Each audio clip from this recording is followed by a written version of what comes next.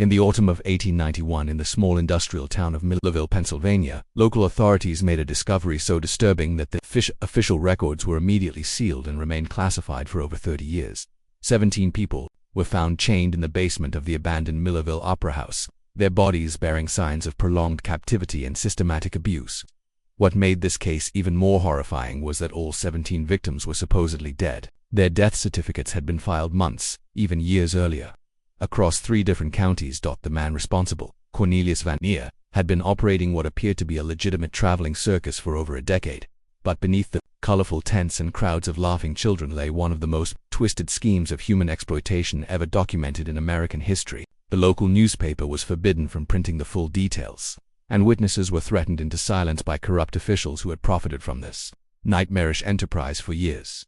Before we continue with the story of Cornelius Van Neer and his cabinet of wonders, I want to ask you something important. If stories like this fascinate you as much as they do me, please subscribe to our channel and hit that notification bell so you never miss our investigations into America's darkest historical mysteries. And I'm curious, where are you listening from tonight? Drop a comment below and tell me your state or city. Now, let's dive into what really happened in Millerville, Pennsylvania.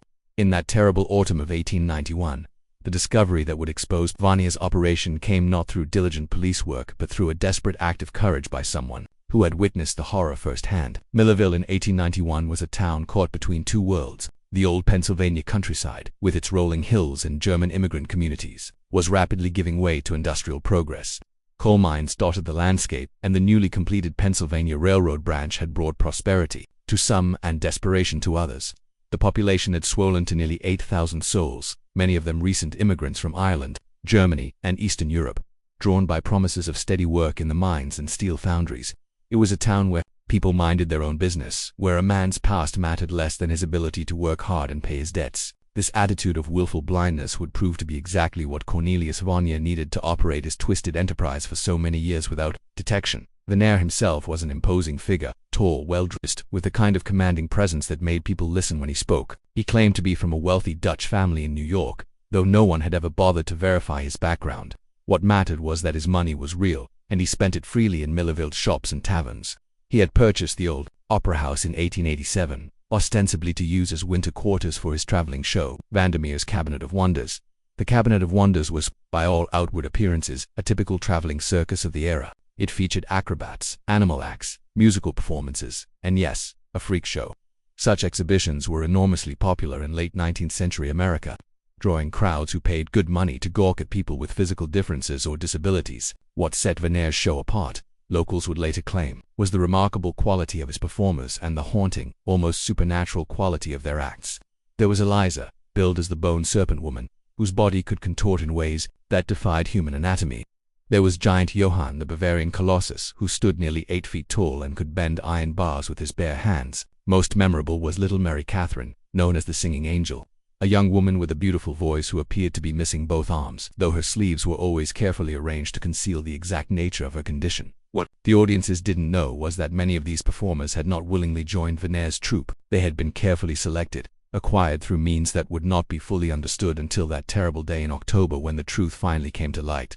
The town's sheriff, Josiah Cromwell, was a man who had grown comfortable with the arrangement Van Neer had proposed shortly after his arrival. A monthly payment of $50, more than most men in Millerville made in 2 months, ensured that Cromwell asked no uncomfortable questions about Van Neer's business practices or the occasional reports of missing persons that seemed to coincide with the circus visits to neighboring towns. Dr. Heinrich Kellerman had arrived in Millerville 6 months after Van Neer, claiming to be a German physician specializing in disorders of human development. He rented a small office above the general store and quickly established himself as Van Neer's business partner and the show's official medical consultant. What the townspeople didn't realize was that Kellerman's medical credentials were entirely fabricated, and his real expertise lay in chemistry, specifically in the preparation of drugs that could keep people docile and compliant for extended periods. The 3 men, Vandermeer, Cromwell, and Kellerman, had created what they believed to be the perfect criminal enterprise. They would identify suitable candidates in small towns throughout Pennsylvania and the surrounding states, people with disabilities, unusual physical characteristics, or simply those who wouldn't be immediately missed. Orphans were particularly valuable targets, as were recent immigrants with no family connections in America. Their method was sophisticated for its time. Kellerman would pose as a doctor offering free medical examinations or treatments to vulnerable individuals. Once he had them alone, A carefully prepared mixture of laudanum and other opiates would render them unconscious. By the time they awoke, they were hundreds of miles away, chained in the basement of the Millerville Opera House, with no memory of how they had arrived there. But the true horror of Vandermeer's operation went far beyond simple kidnapping. It was a systematic process of breaking down human beings and rebuilding them as performers, using techniques that combined psychological manipulation, physical abuse, and chemical dependency. The goal was not just to make them perform, but to make them believe they had no choice, no past, and no future beyond their role in the Cabinet of Wonders. The first crack in Vandermeer's carefully constructed facade appeared on the evening of October 12, 1891, when a young woman stumbled into the office of the Millerville Weekly Gazette, barely conscious and speaking in what seemed like disconnected fragments. Thomas Fairchild, the newspaper's editor and primary reporter, was working late when he heard the frantic knocking at his door. When he opened it, he found a girl who appeared to be in her early 20s, though malnutrition had made her exact age difficult to determine. Her clothes were tattered, her feet bare and bleeding, and her eyes held a wild, terrified expression that Fairchild would never forget. Asterisk, they're still down there, she whispered, gripping his arm with surprising strength. In the dark, they can't get out. The chains are too heavy. Fairchild helped her to a chair and offered her water, which she drank greedily. As she gradually calmed down, her story began to emerge in fragments that initially made little sense.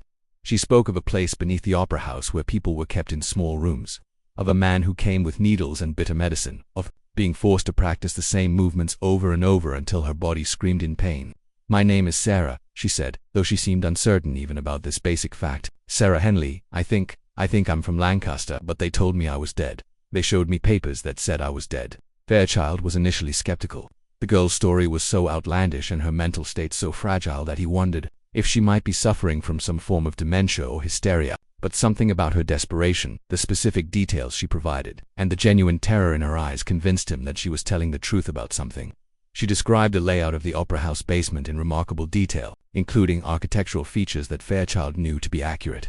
She spoke of specific individuals, other captives, providing names and descriptions that were too consistent and detailed to be delusions. Most compelling of all, she knew things about Vanaire's business operations that no outsider should have been able to know. There's a ledger, she said, her voice growing stronger as she spoke. Mr. Vanaire keeps it in his office. It has all our names, where we came from, how much we cost. He calls us his investments. Some of the entries go back years. Mr. Fairchild, years. As Sarah continued her account, Fairchild began to understand the scope of what she was describing. This wasn't simply a case of exploitation or abuse. It was an organized criminal enterprise that had been operating under everyone's noses for the better part of a decade. The realization filled him with a combination of horror and professional excitement. If Sarah's story was true, he was looking at the biggest story of his career. But first, he needed proof.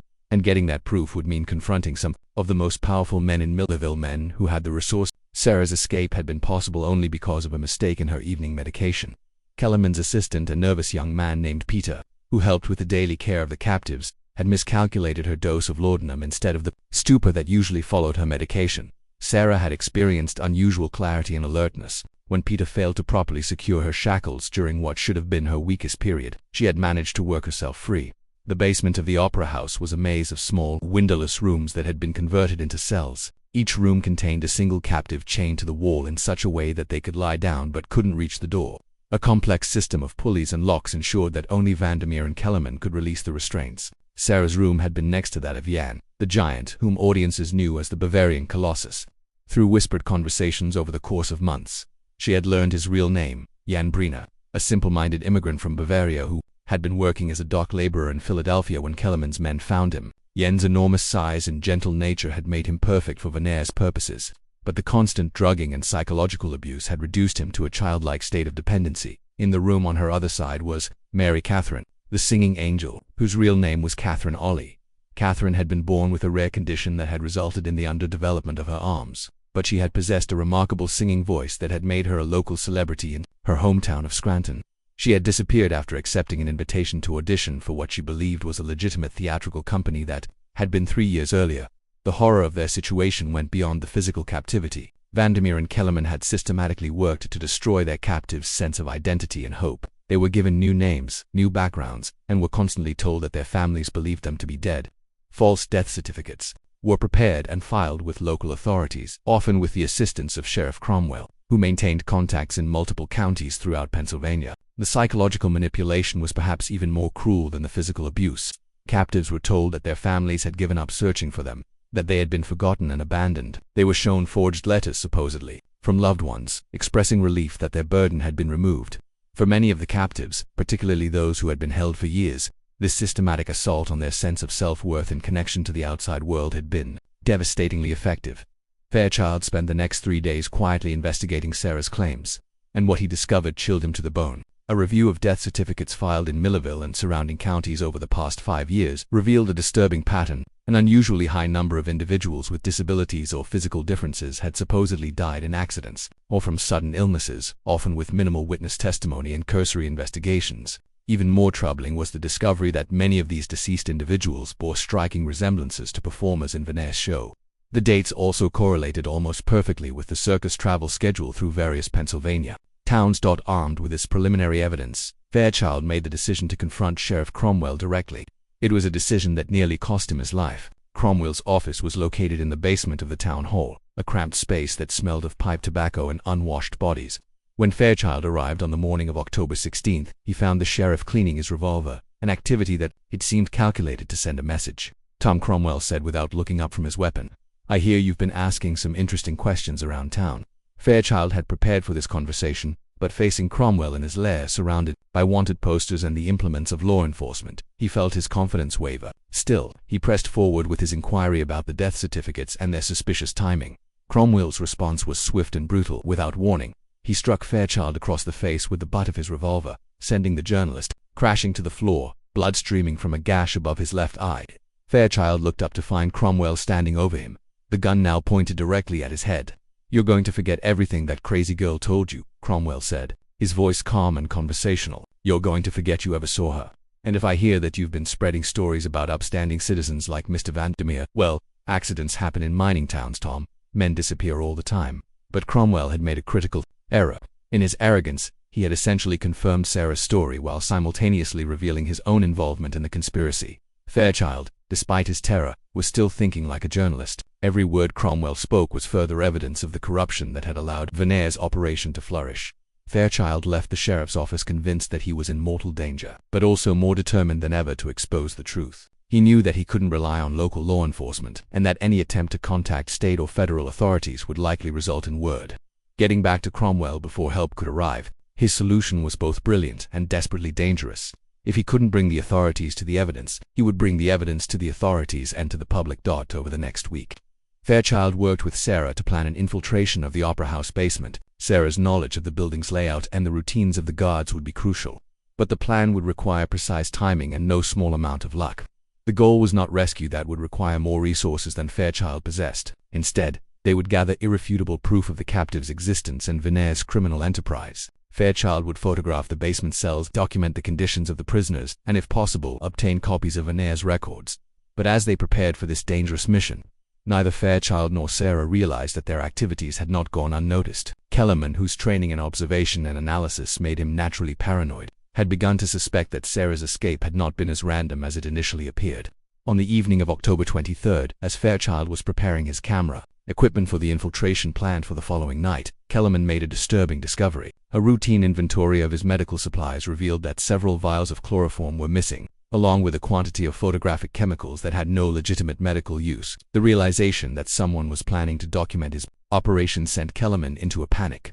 He immediately contacted Vanner and Cromwell, and the three men began to implement what they called their emergency protocol, a plan they had developed for the possibility that their operation might be discovered. The emergency protocol was simple in its brutality: eliminate all evidence, including the captives themselves. What Fairchild and Sarah didn't know was that their planned infiltration had been anticipated. Kellerman's discovery of the missing chemicals had prompted the conspirators to accelerate their timeline dramatically. Instead of waiting to see what evidence might be gathered against them, they decided to eliminate the threat entirely. On the night of October 24, 1891, as Fairchild and Sarah approached the Opera House under cover of darkness, they walked directly into a trap that had been carefully prepared for them. The building appeared deserted, exactly as Sarah had predicted it would be. Vannier and his associates typically spent their evenings at the Millerville Social Club, a private establishment where the town's wealthy and influential residents gathered to drink, gamble, and conduct business away from prying eyes. This routine had provided Sarah with the opportunity she needed to escape, and Fairchild was counting on it to provide the cover they needed for their investigation. They entered through a basement window that Sarah had deliberately left unlocked during her escape. The basement was pitch black, filled with the smell of human waste, unwashed bodies, and something else, a sweet, cloying odor that Fairchild couldn't immediately identify. Using a small lantern with a heavily shaded flame, they began to navigate the maze of makeshift cells. What Fairchild saw in that dim light would haunt him for the rest of his life. The captives were in far worse condition than Sarah's descriptions had prepared him for. Many appeared to be severely malnourished, their bodies bearing signs of systematic abuse and medical experimentation. Several seemed to be in states of drug-induced stupor, responding only minimally to Sarah's whispered attempts to communicate with them. Yon, the gentle giant, was shackled with chains that had worn deep grooves in his wrists and ankles. His enormous frame had been reduced to skin and bones, and his eyes held a vacant expression that spoke of a mind that had been broken beyond repair. When Sarah spoke his name, he looked toward her with a flicker of recognition but seemed unable to comprehend what was happening. Catherine Ollie was in even worse condition. The beautiful voice that had once made her a local celebrity had been reduced to a hoarse whisper, apparently the result of damage to her throat from forced performances while under the influence of Kellerman's drugs. She was conscious but seemed unable to focus on anything for more than a few seconds at a time, as Fairchild began setting up his camera equipment to document these horrors. Sarah moved through the basement, checking on other captives and whispering words of encouragement. It was during this process that they made a discovery that transformed their understanding of Venere's operation from merely criminal to something approaching the demonic. In what had once been the Opera House's wine cellar, they found a makeshift laboratory where Kellerman conducted his experiments. Tables lined with glass bottles, syringes, and surgical instruments suggested medical procedures that went far beyond simple sedation. Detailed notes, written in German but partially translated into English, described experiments in behavioral modification, pain tolerance, and what Kellerman referred to as psychological reconstruction. But the most damning evidence was found in Venere's office, located in what had once been the Opera House's box office. Hidden behind a false panel was the ledger Sarah had described, but its contents were far more extensive than she had realized. The ledger contained detailed records of 43 individuals, who had been acquired for the Cabinet of Wonders over a period of 8 years. Each entry included the person's real name, place of origin, the circumstances of their acquisition, and their assigned stage identity. More disturbing still were the notations indicating which captives had died in custody and how their deaths had been concealed. 17 individuals were listed as currently active performers. The remaining 26 were marked as discontinued, a euphemism that Fairchild realized must refer to captives who had died during their imprisonment or who had been murdered when they became too sick or psychologically damaged to perform. As Fairchild photographed the ledger pages by the light of his shaded lantern, a sound from the basement stairs made his blood run cold. Heavy footsteps were descending toward them, accompanied by the low murmur of voices. Their trap had been sprung. The sweet, cloying odor that Fairchild had noticed earlier suddenly became recognizable. It was chloroform, and the concentration in the air was increasing rapidly.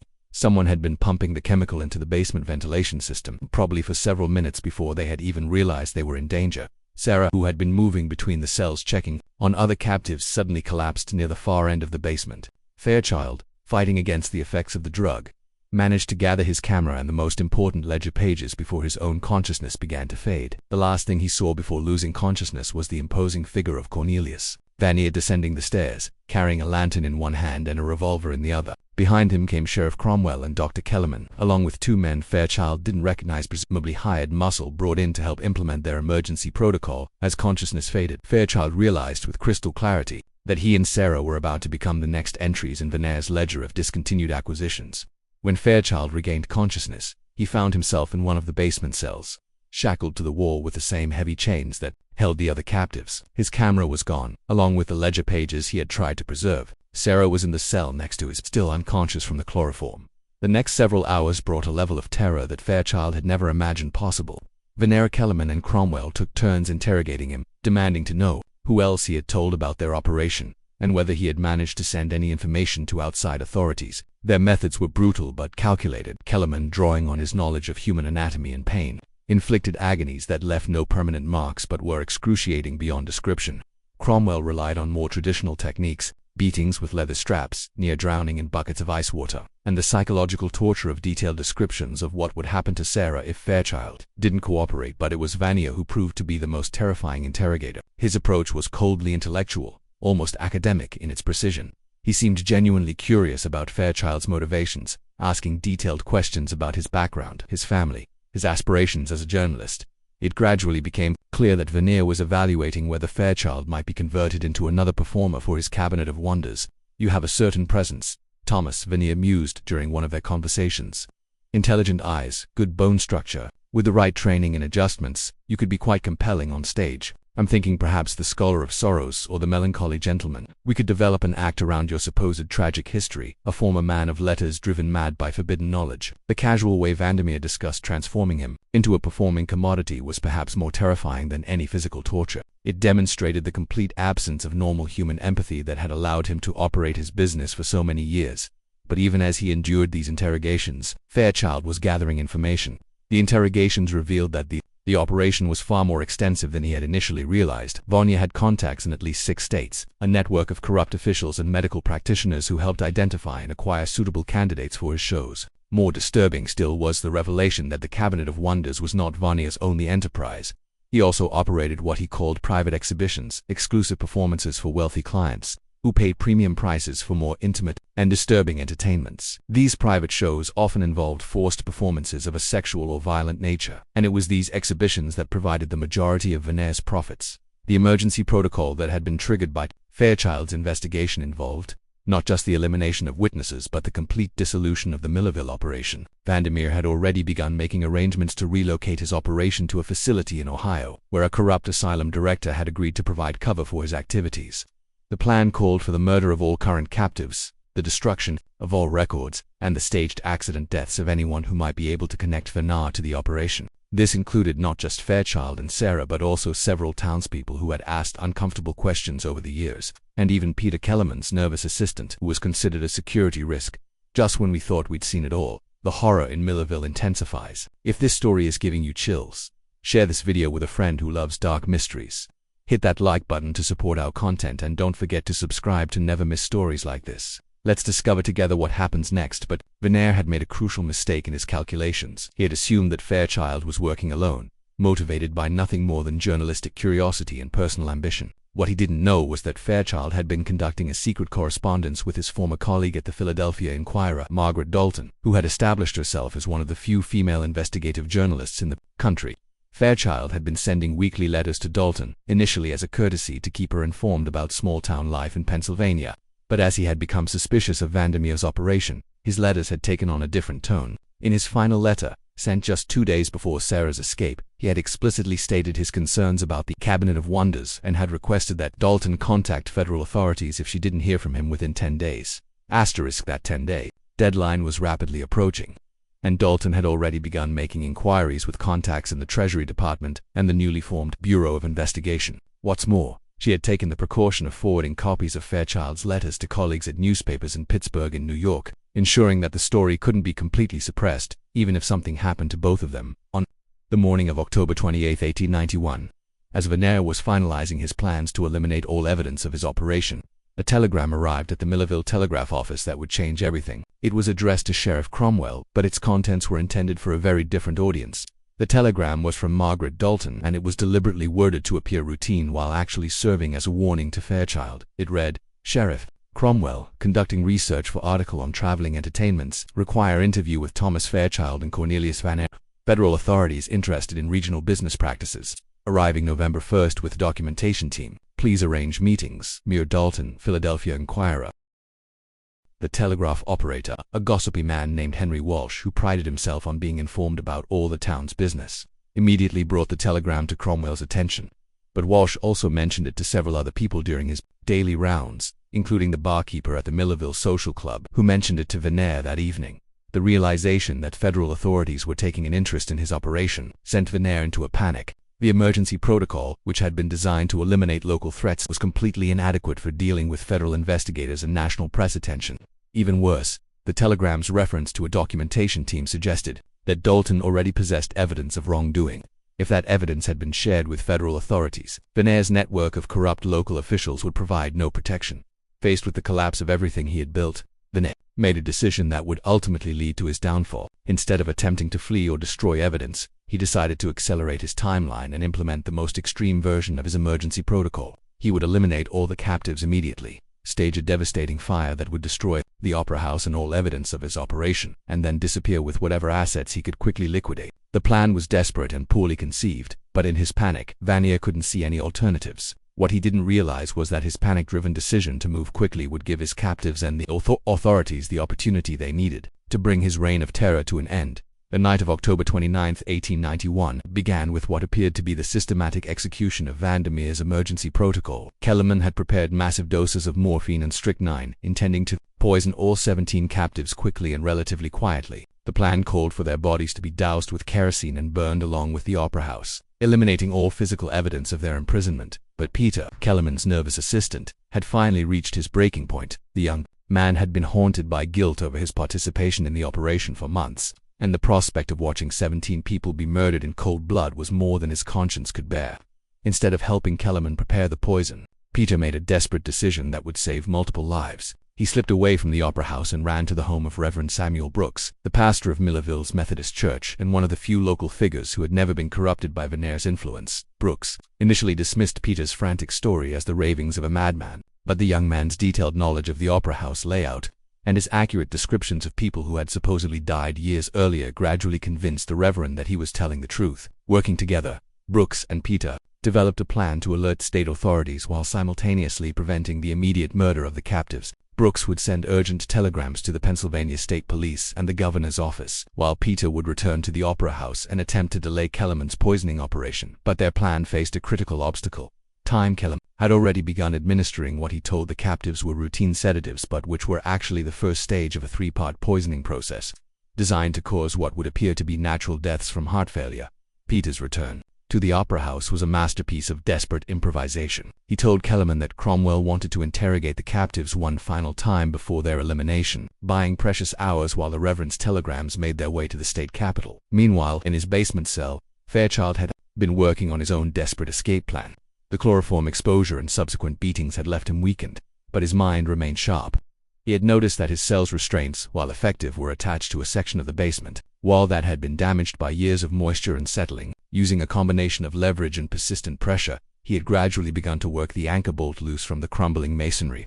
The process was agonizingly slow and painful, and he had to be careful not to let his captors notice his efforts during their periodic checks. As the night progressed, several elements began to converge in ways that none of the participants had anticipated. Fairchild's anchor bolt finally came loose at approximately the same time that Peter was implementing his delaying tactics upstairs, and just as the first state police officers were beginning their journey to Millerville in response to Reverend Brooks's telegrams, Fairchild's escape from his cell was only the beginning of an even more dangerous phase of his ordeal. The basement was still guarded, and he was weakened by days of captivity and torture.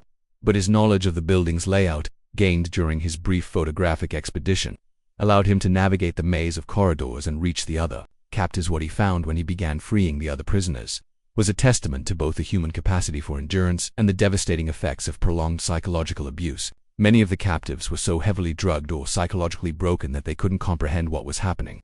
Others, particularly those who had been imprisoned for years, were terrified that any attempt at escape would result in even worse punishments. Sarah, despite her own trauma, proved to be invaluable in convincing the other captives that this was their only chance for freedom.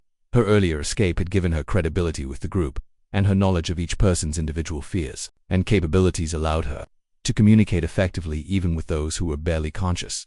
But their liberation efforts were complicated by the physical condition of many captives. Yon, the gentle giant, was so weakened by malnutrition that he could barely walk. Catherine O'Malley had developed a severe respiratory condition that made any physical exertion extremely difficult.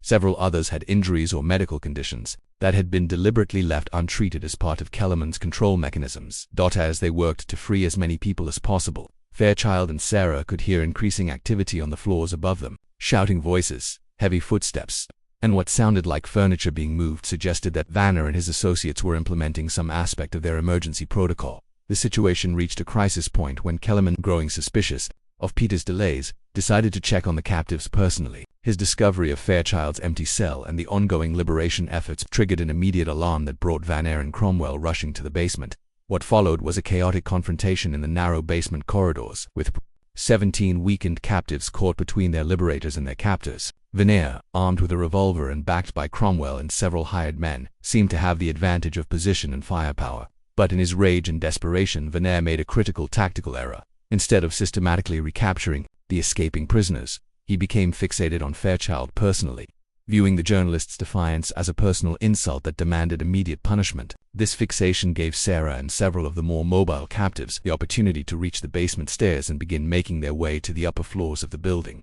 Their escape was aided by Peter, who had positioned himself at the top of the stairs and was able to provide warnings about the movements of Veneer's men on the main floor. The confrontation reached its climax when Cromwell, pursuing Sarah and two other escapees, encountered an unexpected obstacle. Reverend Brooks, who had arrived at the Opera House accompanied by 3 Pennsylvania State Police officers.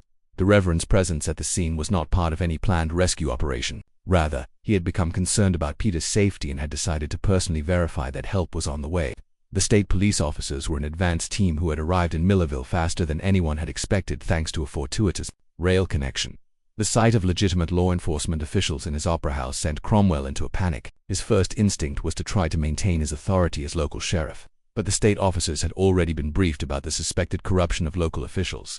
In the confusion that followed, with captives streaming up from the basement, and state officers trying to sort out who was whom, Vanner made his final desperate gambit. Rather than surrender or attempt to flee, he retreated to his office with Kellerman and barricaded themselves inside. Their plan was to destroy all documentary evidence of their operation and then fight their way out of the building. What they didn't realize was that Fairchild had already photographed the most damning pages of the ledger during his earlier infiltration, and that copies of those photographs. The standoff in Veneer's office lasted nearly 3 hours. During this time, additional state police officers arrived, along with a representative from the Pennsylvania Attorney General's office who had been alerted by Margaret Dalton's contacts in federal law enforcement. Outside the barricaded office, a remarkable scene was unfolding. 17 human beings who had been written off as dead by the official records were being documented, photographed, and interviewed by authorities. Many were in such poor physical condition that they required immediate medical attention, but all were alive and most retained enough mental capacity to provide testimony about their ordeal. The breakthrough in the standoff came from an unexpected source. Jan Brina, the gentle giant whose mind had been so damaged by years of abuse, suddenly experienced a moment of clarity when he saw Kellerman through the office window. The rage that erupted from this normally passive man was terrifying in its intensity. Using his enormous strength, Jan began systematically destroying the barricade that Vanner and Kellerman had constructed. The heavy furniture that would have stopped normal men was no obstacle to someone of Jan's size and determination. Within minutes, he had created an opening large enough for the state police officers to enter. Kellerman's capture was accomplished without violence. The false doctor had collapsed into a state of nervous exhaustion and offered no resistance. But Veneer proved to be more resilient. When the officers entered his office, they found him calmly feeding documents into a small fire he had built in a metal wastebasket. "Gentlemen," he said without looking up from his task, "I'm afraid you're too late. Whatever crimes you believe you can prove died with these papers." But Veneer's confidence was misplaced. Even as he destroyed his records, Thomas Fairchild was working with investigators to reconstruct the operation based on his photographs and the testimony of the survivors. More importantly, Peter's detailed knowledge of the day-to-day operations provided investigators with information that no written record could have contained.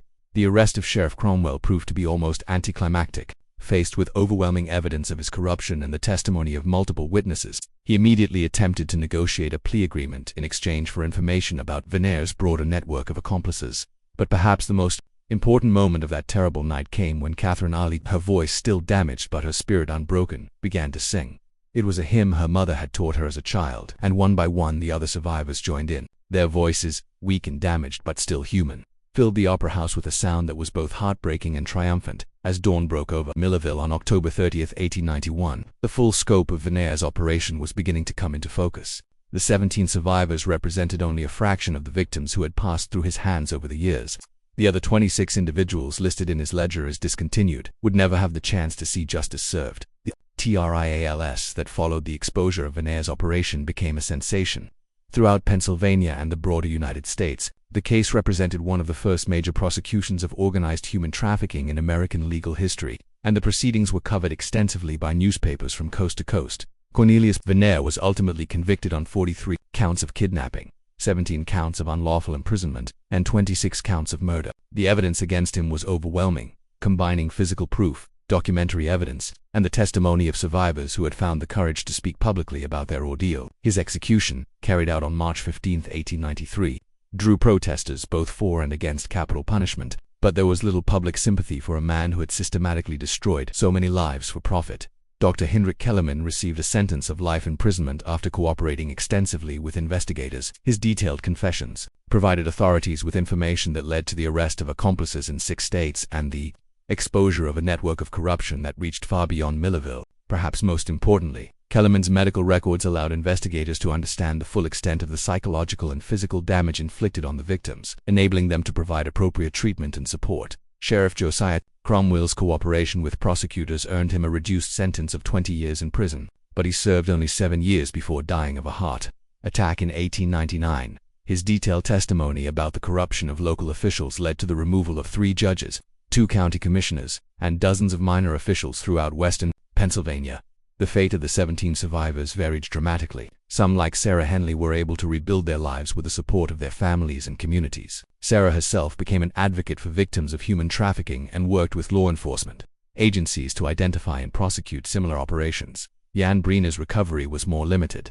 The years of psychological abuse had left him with permanent mental damage, but he was able to live independently with support from his church community in Philadelphia. He never fully regained his ability to speak coherently about his experiences, but he found peace working as a handyman and gardener, until his death in 1923. Catherine O'Malley's voice never fully recovered from the damage inflicted during her captivity, but she was able to return to her family in Scranton and eventually married a local merchant, who had waited for her despite believing her to be dead. She lived quietly until 1934, rarely speaking about her experiences but maintaining correspondence with other survivors until the end of her life. Thomas Fairchild's coverage of the Vanier case established his reputation as one of America's premier investigative journalists. He eventually moved to New York and worked for several major newspapers, but he never forgot the lesson he had learned in Millerville about the importance of giving voice to those who cannot speak for themselves. Margaret Dalton's role in exposing the operation led to her being hired by the Philadelphia Inquirer as their first female investigative correspondent. She continued to work closely with Fairchild on cases involving corruption and human trafficking, and their partnership resulted in the exposure of several other criminal operations throughout the 1890s. The Millerville Opera House was demolished in 1892, and the site remained vacant for decades. In 1934, the city erected a small memorial garden on the location with a plaque commemorating the 17 survivors and the 26 victims who did not live to see justice served. But perhaps the most lasting impact of the Vandermeer case was its effect on American law enforcement and legal procedures. The case demonstrated the need for better coordination between local, state, and federal authorities in investigating crimes that crossed jurisdictional boundaries. More importantly, it highlighted the vulnerability of marginalized populations, orphans, and people with disabilities to exploitation and abuse. The publicity surrounding the case led to the establishment of several advocacy organizations and contributed to reforms in how missing persons cases were investigated and documented. The case also had a profound impact on the regulation of traveling entertainments and circuses. New laws required performers to carry documentation proving their voluntary participation, and regular inspections were instituted to ensure that traveling shows were not being used as covers for criminal activities. Yet, even as justice was served and reforms were implemented, disturbing questions remained. Cromwell's testimony revealed that Vanier's operation was part of a much larger network of human trafficking that extended throughout the eastern United States. While many of his accomplices were eventually arrested, others simply disappeared, presumably continuing their activities in new locations with new identities.